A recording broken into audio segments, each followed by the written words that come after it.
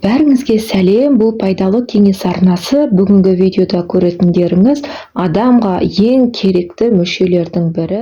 Ол тоқтаса, адамның өмір сүру уақыты да тоқтайды.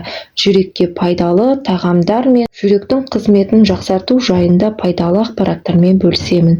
Видеоны соңына дейін қараңыз, сізге пайдалы болатынына сенімдімін. Менің еңбегімді бағалап, подписаться кнопкасын басып кетуіңізді сұраймын. Алдын ала рахмет. Жүректің негізгі қызметі организмдегі қанды, қан тамырларды қуалап, ол бұл жұмысты еттерінің жиырылуы мен босаңсуы арқылы атқарады. Жүрек қан айналым жүйесінің негізгі органы. Ол қуатты және шаршамайтын сорғы тәрізді, адамның өмір бойы тамырлар арқылы қан айдайды. Ересектерде жүрек жиырылу жиілігі минутына 55-тен 70-ке дейін жетеді. Осы уақыттың ішінде 5 литрге жуық қанды басып озады. Мұндай қарқынмен жұмыс кезінде еңбекқор органға қолдау қажет екендігін айтпаса да түсінікті.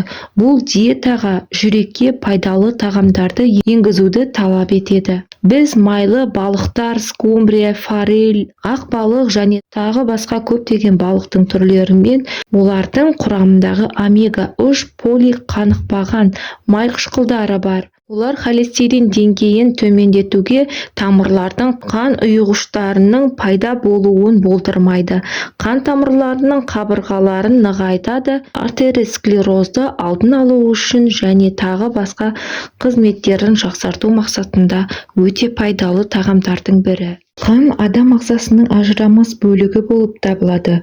Оның міндеттеріне оттегі мен қоректік заттарды ішкі органдарға тасымалдау ғана емес, иммунитетті қамтамасыз етуді қоса алғанда бірқатар маңызды денсаулық функцияларын орындайтын жүйе.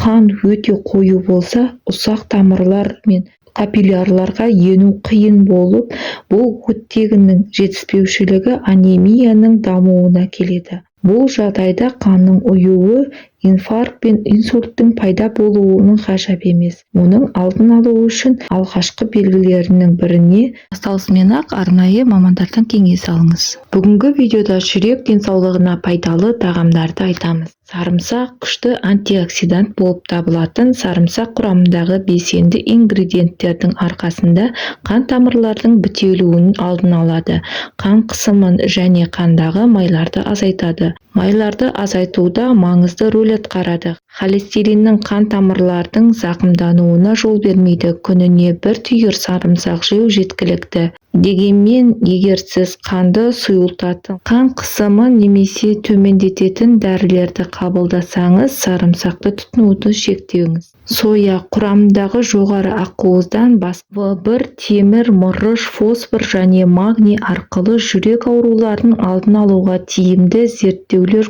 көрсеткендей, күніне 25 грамм соя үнемі тұтыну жүрек ауруларының қаупін азайтады. Оның құрамындағы қанықпаған майқышқылдары калий, талшық, Е дәрумені және омега-3 бар. Зығыр тұқымы жүрек ауруын қорғайтын ерекшелікке ие. Күн сайын бір ас қасық зығыр дәнін йогурт, сорпа сияқты тағамдарға қосу арқылы тұтынуға болады. Алма, күніне 1 алма жеу әсіресе жаман холестеринді төмендететін жүрек ауруларының қаупін азайтады.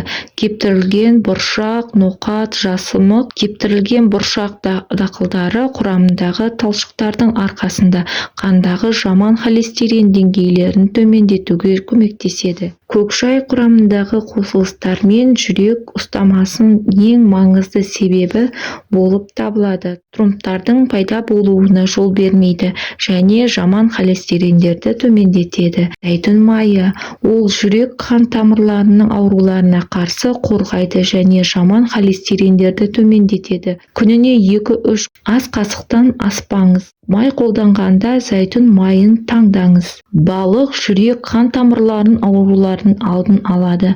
Жаман холестериндерді төмендетеді, жақсы холестериндерді арттырады, жүректі ырғағын реттейді. Бірақ балықты қуырмаңыз, оны грильде пісіріңіз. Ақ тунец, скумбрия, майшабақ, форель балықты жүрек ауруларының қаупін азайтып, омега-3 майлар қышқылдарына өте бай. Асқабақ тұқымдары магнийдің бай көзі болып табылады. Асқабақ дәндерінің күніне жарты стақандай жегенде күнделік магний қажеттілігін қамтамасыз етеді. Магний қан қысымын жақсартып қана қоймайды, сонымен қатар жүрек ұстамасы мен инсульт сияқты аурулардың алдын алуда маңызды рөл атқарады. Пісірілген өрік жүректің қалыпты жұмыс істеуі үшін қажет калий, магний және темір, фосфор құрамы өте дәрумендерге бай болғандықтан кептірілген жемістердің арасында көш бастап тұр. Бұл микроэлементтерде өрік концентрация және өрікке қарағанда тіпті жоғары. Шпинат, жер жаңғақ, парчен, саңырауқұлақтар және фолий қышқылдарға бай. Бұл тағамдарды диетаға енгізуді ұмытпаңыз.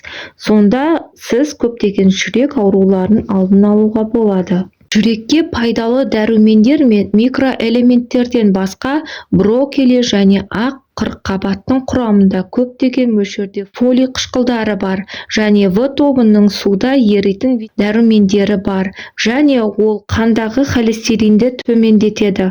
Зәйтүн майы қан қысымын төмендетеді және қандағы жаман холестериндерді жоғары деңгейде төмендетеді. Ғалымдар бұл зәйтүн майын күніне 3-4 рет ішкен қан тамырлардағы қан ұйғыштығын азайтады. Сонымен қатар ол денедегі жүрек үшін өте маңызды рөл атқарады. Егер менің каналыма тіркелген болсаңыз, менің басқа да видеоларымда қарасаңыз, осы зәйтүн майы туралы егжей-тегжей қарастырылып, көптеген пайдалы ақпараттар айтылған. Мен видеоларымда қарай жүріңіздер, осы зәйтүн майы туралы барлығы өте жақсы түсіндірілген. Сіздердің денсаулықтарыңыз үшін пайдалы ақпараттар өте көп, видеоларды қарап тыңдай жүріңіздер. Ауырмаңыздар, ем болсын. Менің берген ақпараттарым сіздерге пайдалы болды деген сенімдемін.